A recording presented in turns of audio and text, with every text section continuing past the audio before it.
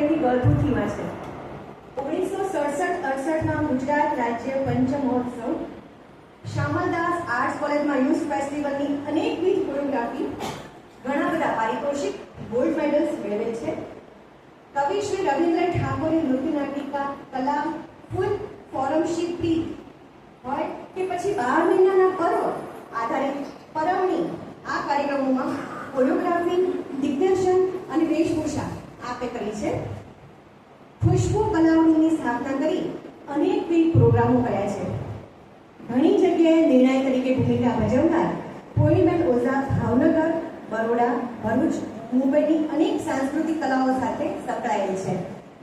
ભાવનગરના કલા જગતમાં આજે પણ અર્વાચીન ગરબાના પ્રણેતા તરીકે પોઈણીબેન ઓઝાનું નામ ગુંજી રહ્યું છે. અને બહુ જ હર્ષની લાગણી અનુભવું છું કે પોઈણીબેન ઓઝા આપણી સાથે છે અત્યારે. અને આપણા ત્રીજા ગેસ્ટ નેહાબેન, પોઈણીબેન ઓઝાને ખુશ્બુ ઓઝા,